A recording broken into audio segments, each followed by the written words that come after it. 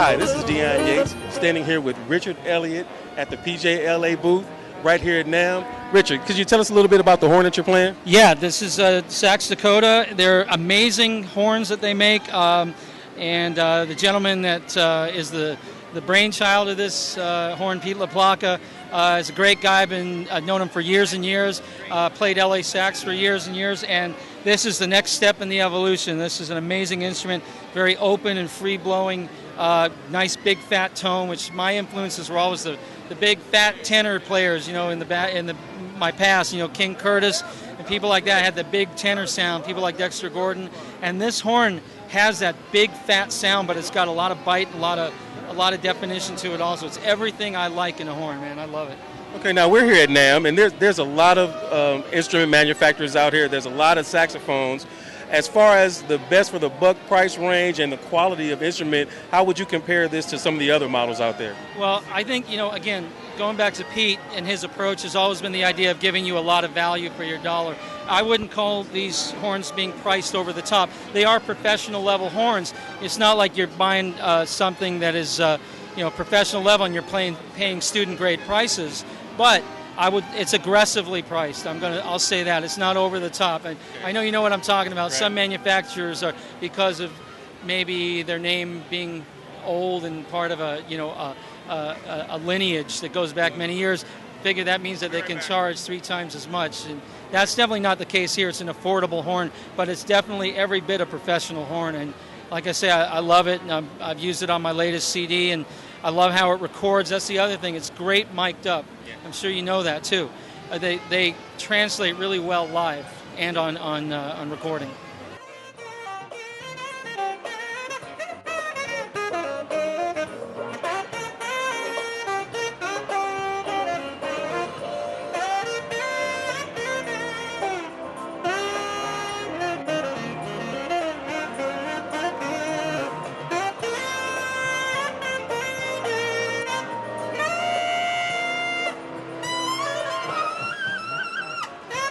Nobody heard of Microsoft until about 10 years after it became a great success, and the same thing holds true with a lot of other brands that are out there.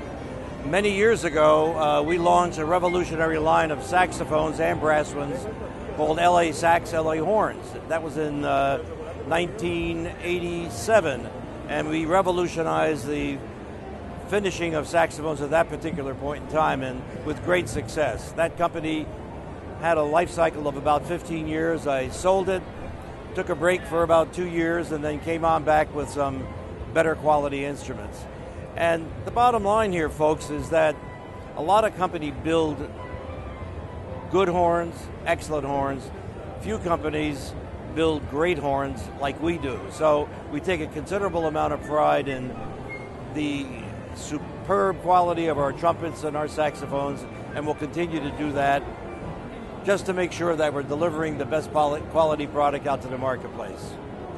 We're here this year. We're here only because we've got some of the great horns, saxophones and trumpets and flugels, and we're looking forward to some greater demonstrations the rest of today and following up on a 4-day show that has been absolutely fantastic.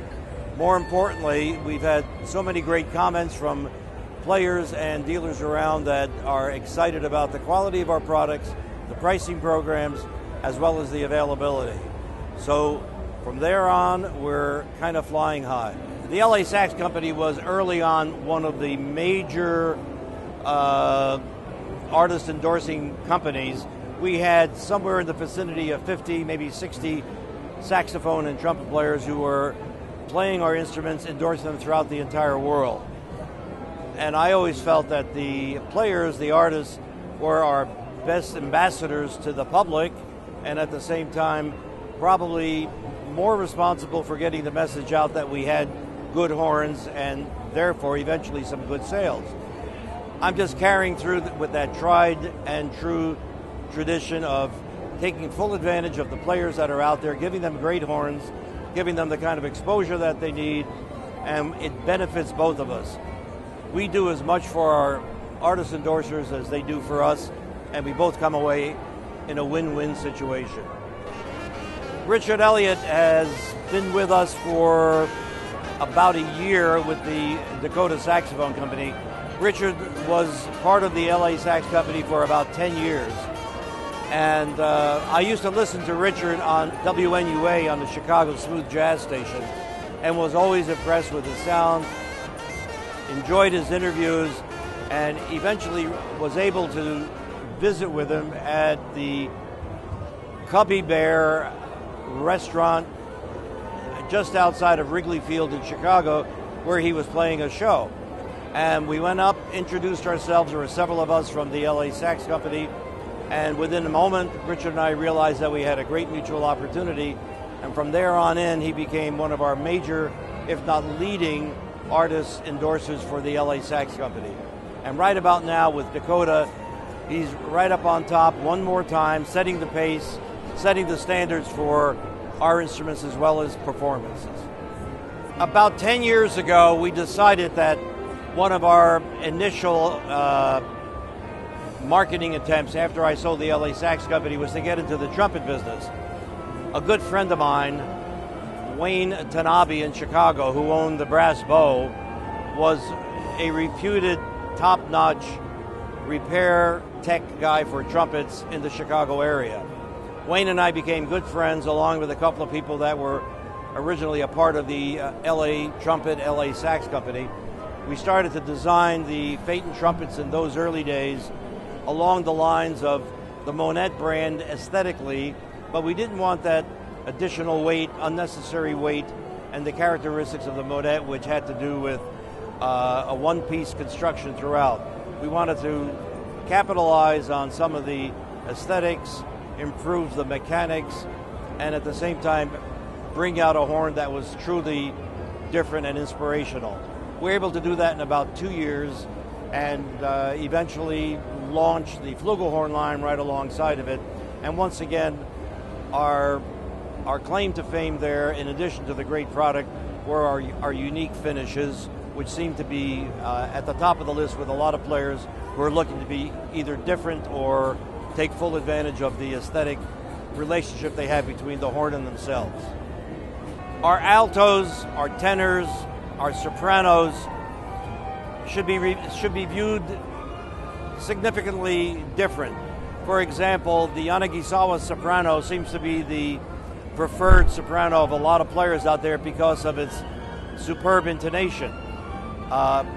We were very pleased in the last couple of years where players have traded in their Yanagisawa in favor of our straight soprano only because of the design, the one-piece design concept, the fact that the horn does play as good, if not better, and the intonation is far better than that. As far as the altos and tenors are concerned, we've done a lot of new things, but we've kept with the tradition of the early on 30s and 40s Mark VI fingering positioning, just to make sure that we didn't fall into a trap of doing something so different that a player would have to relearn his very comfortable hand positions that most players were accustomed to using, which are the original Selmer style. So in that regard, we were able to continue on by capturing that traditional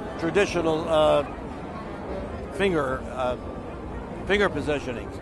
One of the things that we did that was rather extensive was to reduce the thickness of the key cups and to also reduce the thickness of the pads, producing a harder pad, a pad that held its crease and also was less motion in terms of closure, time, and distance.